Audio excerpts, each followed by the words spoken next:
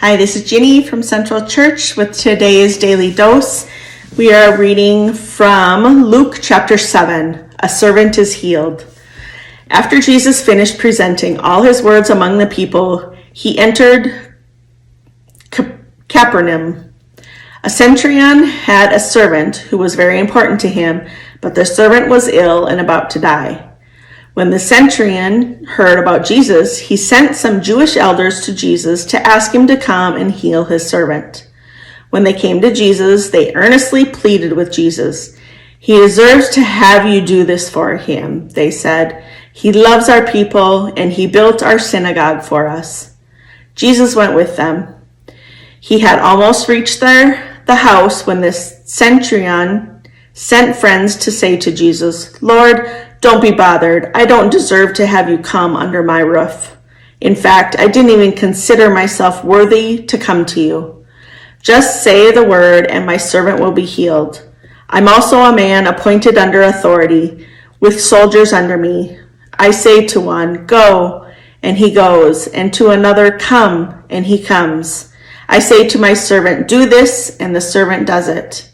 When Jesus heard these words, he was impressed with the centurion. He turned to the crowd following him and said, "I tell you, even in Israel, I haven't found faith like this." When the centurion's friends returned to his house, he found the servant restored to health. A little later, Jesus went to a city called Nain.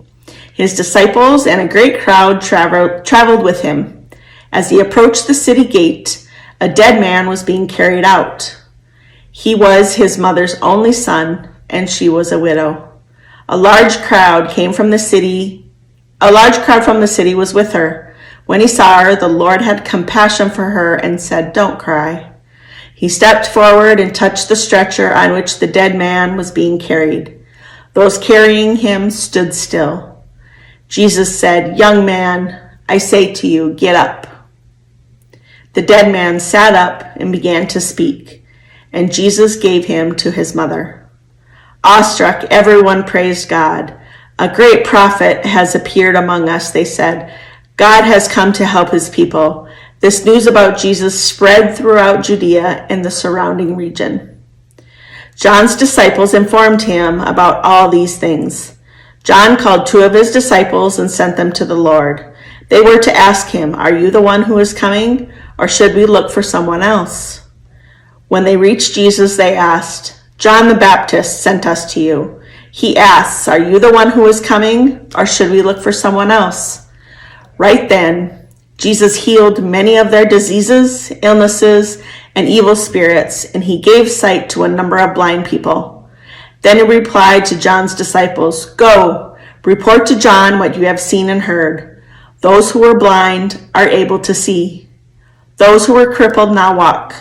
People with skin diseases are cleansed. Those who were deaf now hear. Those who were dead are raised up. And good news is preached to the poor. Happy is anyone who doesn't stumble along the way because of me."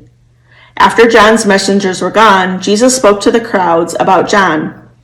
"What did you go out into the wilderness to see? A stalk blowing in the wind? What did you go out to see? A man dressed up in refined clothes? Look, those who dress in fashionable clothes and live in luxury are in royal palaces. What did you go out to see? A prophet? Yes, I tell you, and more than a prophet. He is the one of whom it's written, 'Look, I'm sending my messenger before you, who will prepare your way before you.' I tell you that no greater human being has ever been born than John, yet whoever is least in God's kingdom is greater than he." Everyone who heard this, including the tax collectors, acknowledged God's justice because they had been baptized by John. But the Pharisees and legal experts rejected God's will for them because they hadn't been baptized by John. "To what will I compare the people of this generation?" Jesus asked. "What are they like? They are like children sitting in the marketplace calling out to each other. 'We played the flute for you and you didn't dance. We sang a funeral song and you didn't cry.' John the Baptist came neither eating bread nor drinking wine, and you say he has a demon. Yet the human one came eating and drinking, and you say, look, a glutton and a drunk, a friend of tax collectors and sinners. But wisdom is proved to be right by all her descendants. Forgiveness and gratitude. One of the Pharisees invited Jesus to eat with him.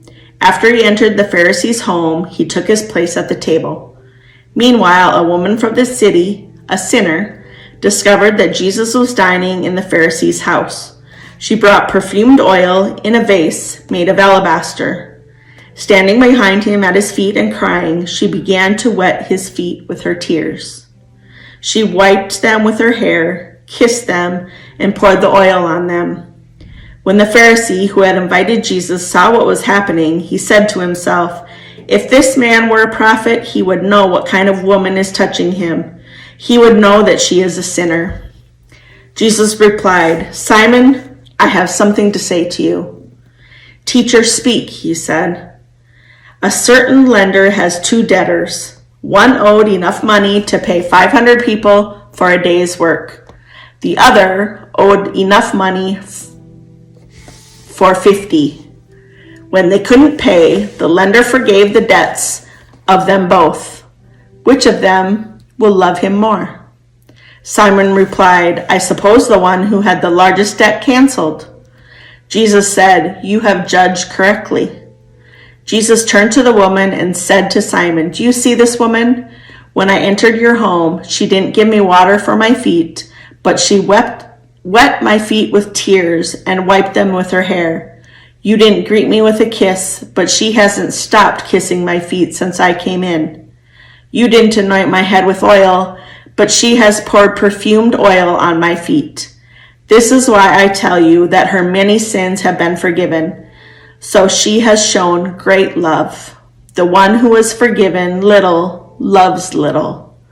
Then Jesus said to her, your sins are forgiven. The other table guests began to say among themselves, who is this person that even forgives sins? Jesus said to the woman, your faith has saved you. Go in peace. This is the end of chapter 7.